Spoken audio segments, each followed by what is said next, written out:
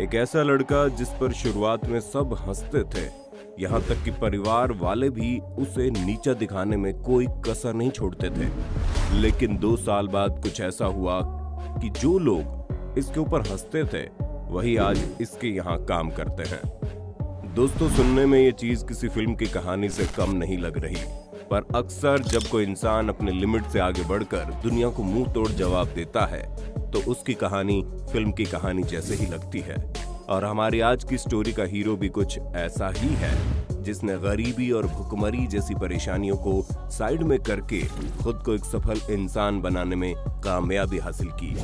अब ये लड़का कौन है और इसने भुखमरी से सफलता के बीच का ये फासला कैसे तय किया, इसके बारे में जानने के लिए हमारी इस वीडियो के अंत तक बने रहें, क्योंकि इस लड़के के बारे में जानने के बाद आपके सीने में भी जुनून की ऐसी आग लगेगी जो आपको सफल बनाकर ही छोड़ेगी।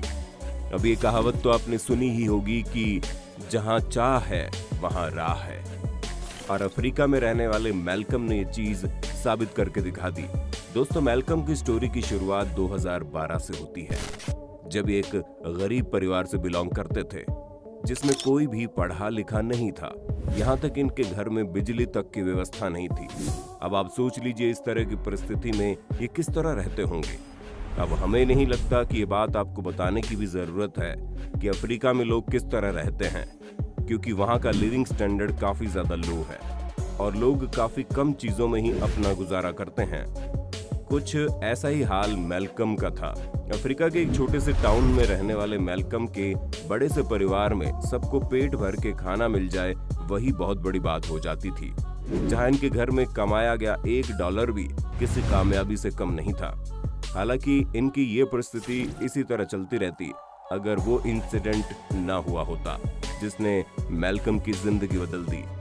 जैसा कि हमने आपको बताया, मैल्कम पहले से ही एक गरीब परिवार से बिलोंग करते थे, और जब ये बड़े हुए तो इनकी परेशानियां और ज्यादा बढ़ने लगी, क्योंकि इनके पिता को जुआ खेलने की आदत हो गई थी, और उसी आदत के चलते जो बचा खुचा पैसा होता था वो भी नहीं बच पाता था।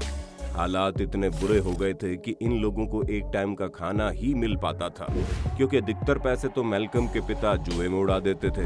हालांकि शुरुआत में इनके घर की स्थिति इतनी ज्यादा खराब नहीं थी, ये लोग खाने कमाने भर का तो इंतजाम कर ही लेते थे, पर इनके पिता की जुए की लत ने सब कुछ बिगाड़ के रख दिया।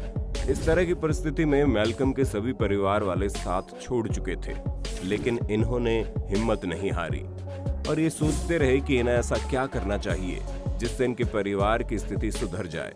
काफी दिनों तक बिना खाए पिए ये हर वो मुमकिन कोशिश कर रहे थे जिससे अपने परिवार की फाइनेंशियल सिचुएशन को सुधार कर एक अच्छी जिंदगी जी सके।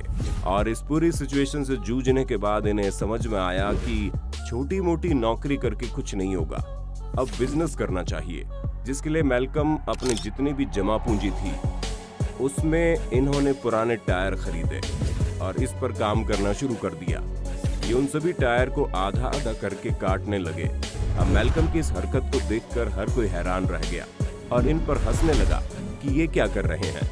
आसपास के लोगों के साथ साथ रिश्तेदार और परिवार वाले तक इन्हें पागल समझ रहे थे कि पैसे न मिलने के चक्कर में ये कुछ भी कर रहे हैं। वैसे दोस्तों, क्या आपके साथ भी कभी कुछ ऐसा हुआ है कि आप कुछ करना चाहते हो और कोई आपको समझ ही ना पाए? अगर हाँ, तो अपने होस्ट और दोस्त सैम को कमेंट में अपनी स्टोरी शेयर करना न भूलिएगा, क्योंकि दोस्तों मैल्कम ने तो सफल होने की ठान रखी थी और बहुत जल्दी इन्होंने अपना पहला प्रोडक्ट बनाकर तैयार किया। इनका प्रोडक्ट और कुछ नहीं बल्कि रबड़ स्लेट थी, जिसे इन्होंने पुराने टायर को कट करके बनाया था। हम आपको बता दें, रबड़ स्लेट के 20 वाले जूते दुनिया के गरीब देशों में काफी ज्यादा डिमांड में रहते हैं, क्योंकि फैक्ट्री स्लेट हर किसी के लिए अफोर्डेबल नहीं होता है। और इसी चीज को दिमाग में बैठाकर इन्होंने अपना एक अलग ही क्रिएटिव आइडिया सोच रखा था कि लोग महंगे जूते चप्पल नहीं खरीद पाते हैं, वो पुराने टायर से बने इन प्रोडक्ट्स को जरूर खरीदेंगे। और इसी वजह से मैल्कम ने इस आइडिया को चुना और ये अपने आईडी पर इतना ज्यादा विश्वास करते थे कि कई बार ये रात तक काम करते थे, जहां इन्होंने कई सारे अलग अलग ऑप्शन चुने, जिसमें शुरू में तो इनके पास कोई मशीन वगैरह नहीं थी, इसलिए अपने हाथों से ही जूते चप्पलों की शेप को रबड़ पर कट करते थे और उस पर पूरी बाइंडिंग वगैरह करने के बाद ये काफी मजबूत जूते चप्पल तैयार कर देते थे। और ये सब कुछ टायर से बना होता था जिसमें काफी मजबूती भी थी। जब इन्होंने इन सब चीजों को मजबूत ग्लू से चिपका के फाइनल प्रोडक्ट तैयार किया तो अपने टाउन के सबसे भीड़ भाड़ वाले बाजार में सेल पर लगा दिया।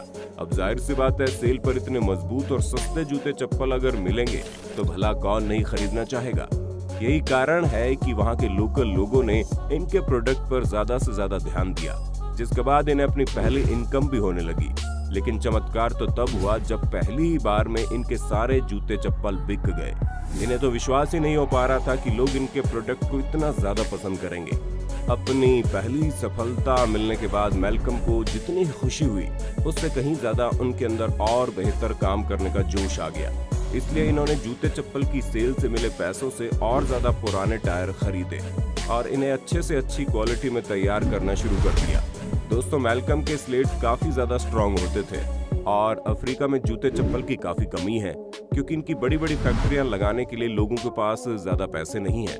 यही कारण है कि मैल्कम का प्रोडक्ट मार्केट में आते ही बहुत ज्यादा पॉपुलर हो गया और पहले ही सक्सेस के थोड़े समय बाद इनके पास कई सारे कस्टमर आने लगे जो अपनी अपनी रिक्वायरमेंट के हिसाब से इनसे जूते चप्पल तैयार करवाते थे और उनमें अधिकतर महिलाएं होती थी क्योंकि महिलाओं को जूते चप्पलों का कितना शौक होता है वो तो आप जानते ही हैं।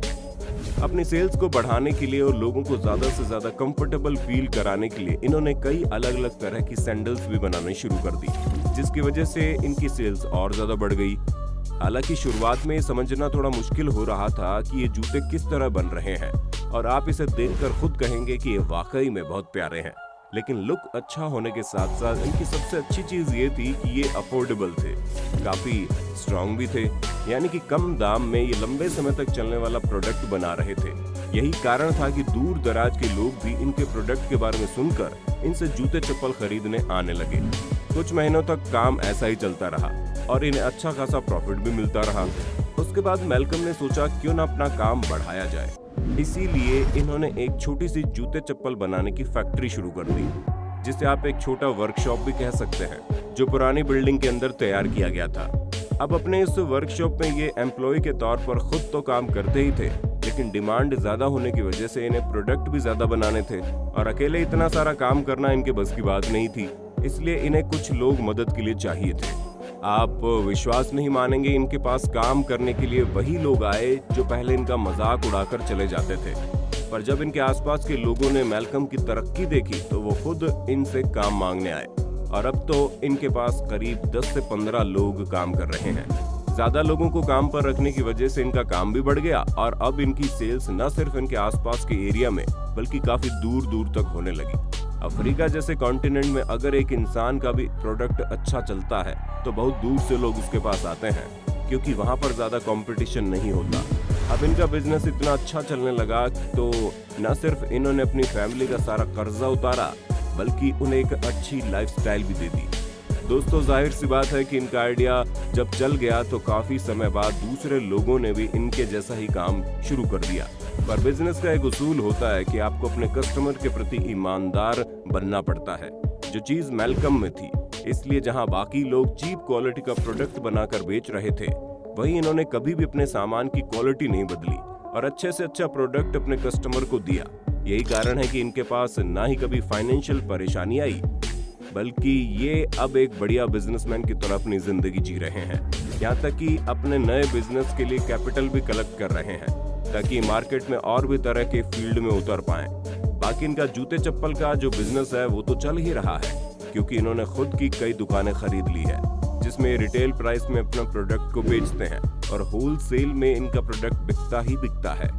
दोस्तों, मैल्कम का खुद का कहना है कि दुनिया में कई ऐसे वेस्ट मटेरियल हैं जिनका इस्तेमाल करके काम की चीजें तैयार की जा सकती हैं और हमारे हिसाब से ये बात बिल्कुल सच है। बाकी आपका इनकी स्टोरी के बारे में क्या कहना है हमें कमेंट में जरूर बताइए और इसी तरह के इंटरेस्टिंग वीडियोस को लगातार देखते रहने के लिए हमारे इस चैनल को लाइक, शेयर और सब्सक्राइब करना बिल्कुल भी ना भूलें।